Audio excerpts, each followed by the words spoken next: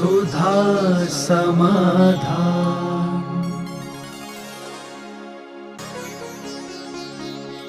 नमोस्तु गुरुदेव।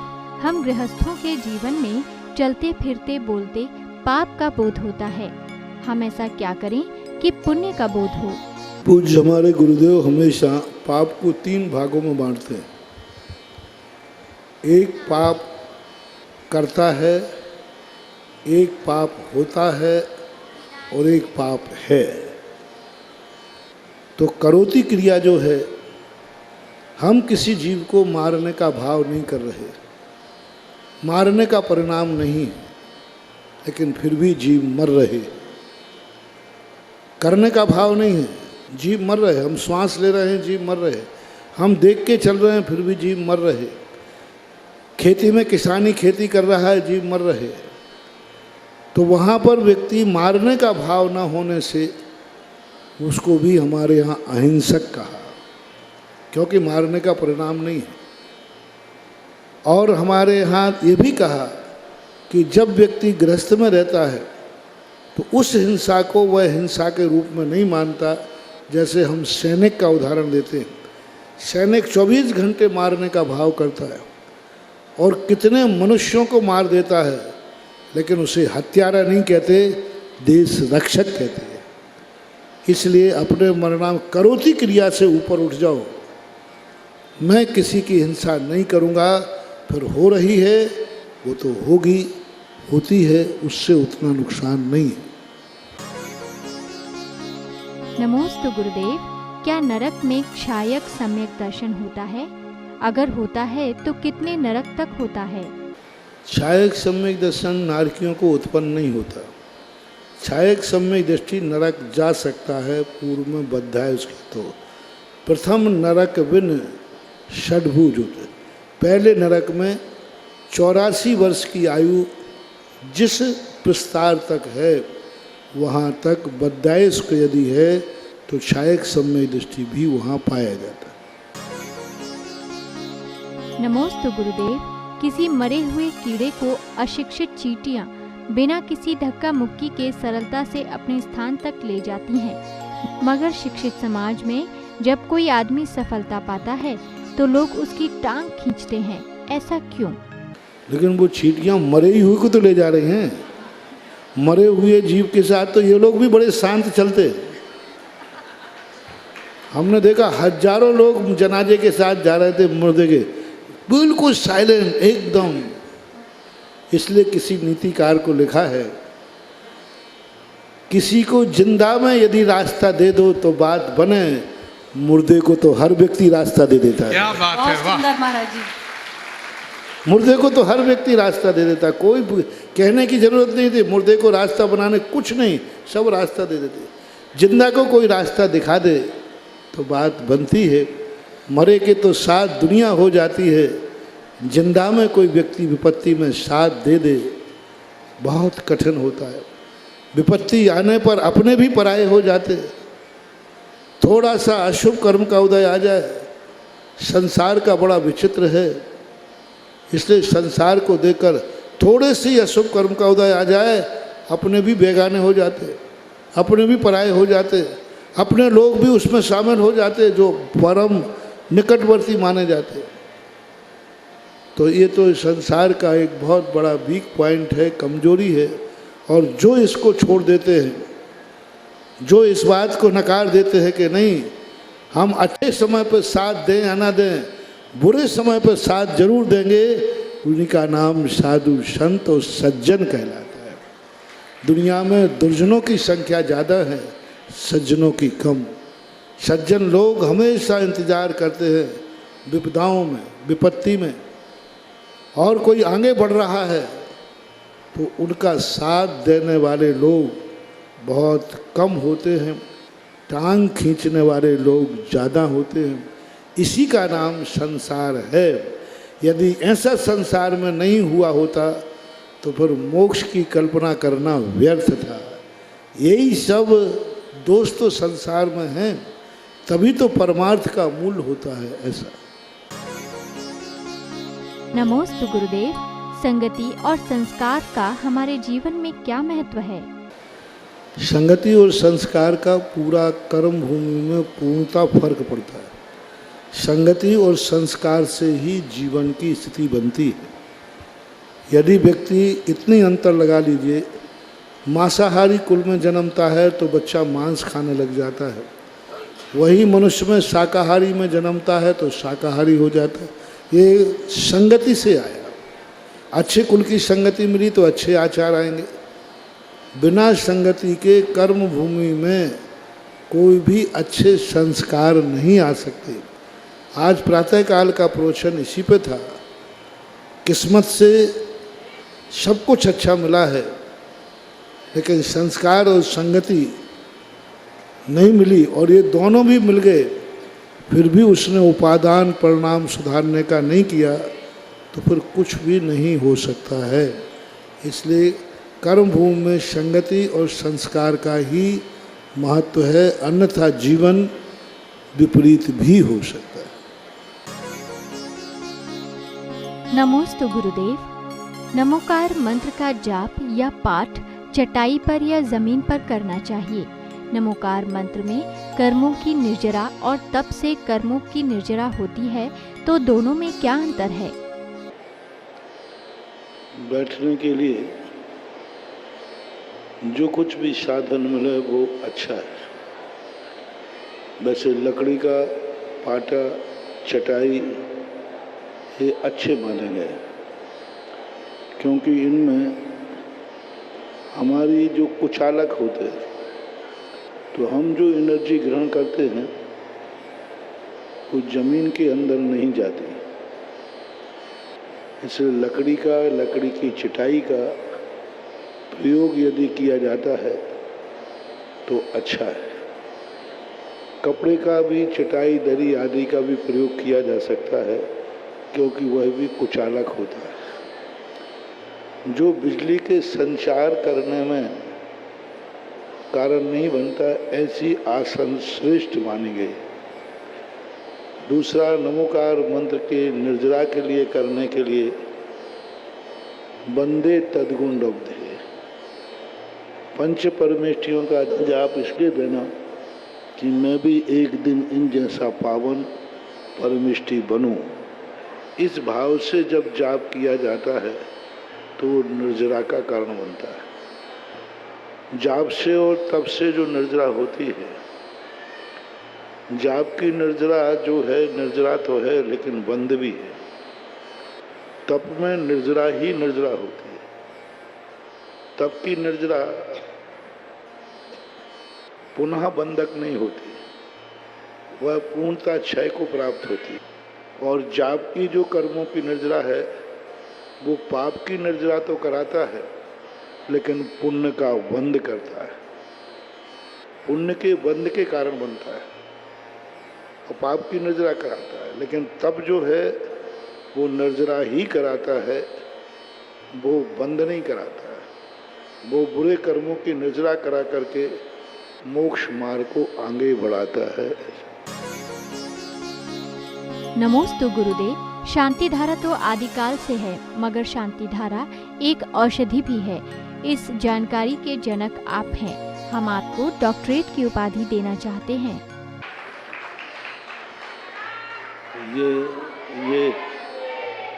ये उपाधि देकर के यदि आप मेरा सम्मान नहीं कर सकते तो इतना बड़ा अपमान तो मत करो मेरा। इतना बड़ा अपमान कर दिया। मेरा मुनि पद से बड़ी कोई डॉक्टर की उपाधि हो ही नहीं सकती। मुनि पदम श्रेष्ठ पदम, ये डॉक्टर फाक्टर की उपाधियां कहाँ हैं? ये उपाधियां तो बहुत छोटी हैं। हमारे लिए सर्वश्रेष्ठ उपाधि पूज्य गुरुदेव से है मुनि पद की। डॉक्टर पद परमिष्टि में नहीं आता महानुभाव, साधु पद परमिष्टि में आता है। डॉक्टर पद मांगलिक नहीं है, साहू पद मंगल है, साहू मंगलम। डॉक्टर पद उत्तम नहीं है, साधु लोग उत्तमा। डॉक्टर की शरण में नहीं जाया जाता, साहू शरणम भवज्जामि। इसलिए मुझे मेरी जो उपाधि है यह सर्वश्रेष्ठ है, यही उपाधि मैंने स्वीकार की है और यही उपाधि से बड़ी, ये सब उपाधियों का कोई मतलब नहीं है। ये उपाधियाँ परिग्रह हैं और मुनि पद की जो उपाधि है ये परिग्रह नहीं है, ये परिग्रह को निराकरण करने वाले। क्योंकि मुनि से बड़ा कोई डॉक्टर हो ही नहीं सकता। अरे मुनियों के किताबों पर डॉक्टरेट की जाती है, पीएचडी की जाती, पीएचडी की जाती है। हमारे कुंद स्वामी के ऊपर, पूज्यवर के ऊपर कितनी पीएचडी कर ली, कितने डॉक्टरेट कर लिया, पर कुंद स्वामी को डॉक्टर की उपाधि नहीं है। उनके ग्रंथों पर पीएचडी हो रही है, डॉक्टर उपाधि ले रहे, लेकिन वे उपाधि क्यों नहीं। तो हमारे यहाँ जो साधु पद की उपाधि है वो इतनी बड़ी उपाधि है कि इस पद पर लोग डॉक्टरेट करते हैं और फिर डॉक्टर की उपाधि लेते हैं। तो हमारे आचार्यों के तो देखो कितनी विशेषताएं थी। ये डॉक्टर वगैरह की उपाधि ये तो अंग्रेजों की देन है। हमारे यहाँ डॉक्टर शब्द ही नहीं था, ये डॉक्टर शब्द तो अंग्रेजों ने लाए, अंग्रेजों की उपाधि है। हमारी उपाधि जो है वो धर्ममय है, शुद्ध है, मांगलिक है, उत्तम है, शरणभूत है। नमोस्तु गुरुदेव। जीव कांड और कर्म कांड को स्वयं सरल भाषा में समझाने के लिए हमें कौन सा शास्त्र पढ़ना चाहिए? इसको समझने के लिए सबसे पहले जैन सिद्धांत प्रवेश का है, पंडित जी साहब गोपाल दास बरैया की, वो समझना चाहिए। कुछ पंडितों ने करणानुग दीपिका पंडित कैलाश सिंह जी ने लिखी है, वो समझना चाहिए। और इसको समझने के लिए तत्वार सूत्र है, शर्वार सिद्धि ग्रंथ है, इसके समझ में आ जाते हैं। और किसी भी चीज़ को यदि शुरू से अच्छी तरह समझोगे तो गोमटसार जीव कांड भी समझ में आ जाता है।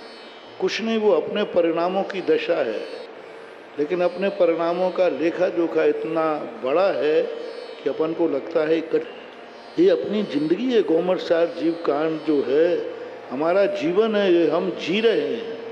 24 घंटे हमारे जीवन में घटित हो रहा है। बस समझने की थोड़ी सी एकाग्रता चाहिए तो समझ में आ जाएगा। इन्हीं सब शास्त्रों को समझने के लिए आपको श्रमण संस्कृति संस्थान सांगानेर से 12 वर्षीय कोर्स निकाला गया।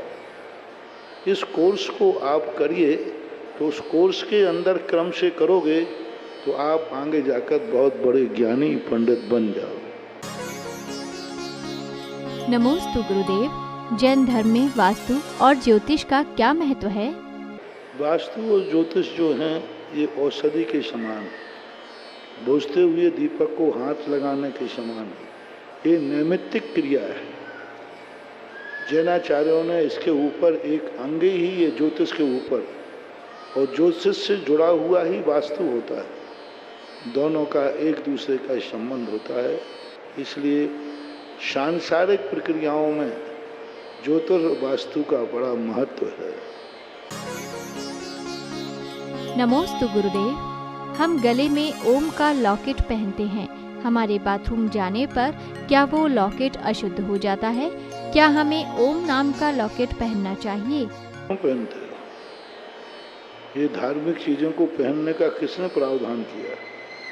मुझे तो आज तक किसी शास्त्र में नहीं दिखा कि नवोकार मंत्र का कड़ा पहन लो, ओम की, ह्रीम की, आदि की ये लॉकेट पहन लो। ये कहाँ है? कौन से शास्त्र में लिखे? कहीं है ही नहीं। तो इन सबको नहीं पहनना चाहिए और न इनको पहनने के आभूषण नहीं है। ये एक ऐसे पूजनीय आराधनीय स्थल है जिनको गले में डाले लटका रहा है, कोई हाथ में पहने है, कोई कुछ कर रहा है। तो ये सब नहीं होना चाहिए।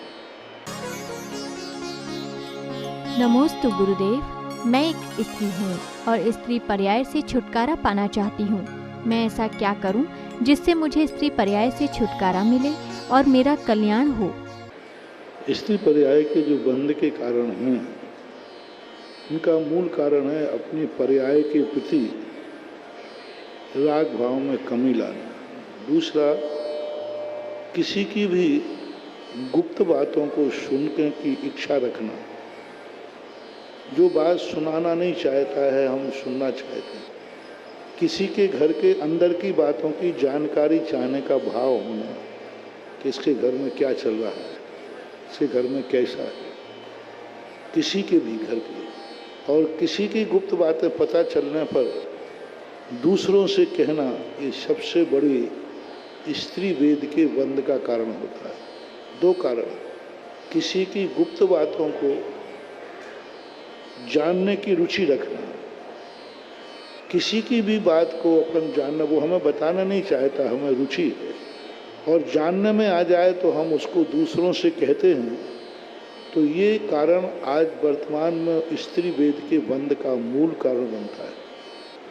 और फिर आदि श्रृंगार आदि और भी जो वैभव हैं, कैसी भी प्रकार के, किसी भी व्यक्ति को अपने ऐसी प्रवृत्ति करना जिससे वो मेरी तरफ आकर्षित हो, ऐसा श्रृंगार आदि, चाहे वो श्रृंगार हिंसक हो, चाहे वो कैसा दोषपूर्ण हो, लेकिन हमारे लिए उस श्रृंगार की वस्तुएं चाहिए। जैसे प्रसाधन के साधन हैं, प्रसाधन के साधनों को बिना सोचे विचारे वो हिंसक है कि नहीं, अच्छा है कि नहीं, तो भी अपन उसका आप लोग उपयोग करते हैं, तो उस समय स्त्री वेद के बंध का कारण बनता है। इसलिए यदि हमारे मन में सरलता, सहजता और दूसरे की जो बातें हमें कोई सुनाना नहीं चाहता है, हम उसको जानना नहीं चाहेंगे, हमें अरुचि करना चाहिए। मैं तो स्त्रियों से सदा कहता हूँ, पुरुषों से भी कहता हूँ, जो बात हम सामने वाला मुझे नहीं बताना चाहता है और कोई मुझे बताता है तो बोले भाई हमें मत सुनाओ, क्योंकि मैं किसी की बात को, छुपी हुई बात को जानना नहीं चाहता। यदि वो नहीं सुनाना चाहे तो हमें सुनने में रुचि क्यों? वो नहीं दिखाना चाहता तो हमें देखने की रुचि क्यों? वो हमसे छुपाना चाहता है तो हम उसे क्यों जानना चाहते हैं? ये सबसे बड़ा गुण दुर्गुण होता है व्यक्तियों में। जो व्यक्ति छुप कर के कोई कार्य कर रहा है तो हमारे उसको देखने की ज़्यादा इच्छा होगी, हम चोरी से देखेंगे। स्वयं के कार्य तो छुप कर करता है और दूसरों के कार्य झांक के देखता है, यह स्त्री वेद के बंध का मुख्य कारण बनता है। ऐसा बना सुधा समाधान।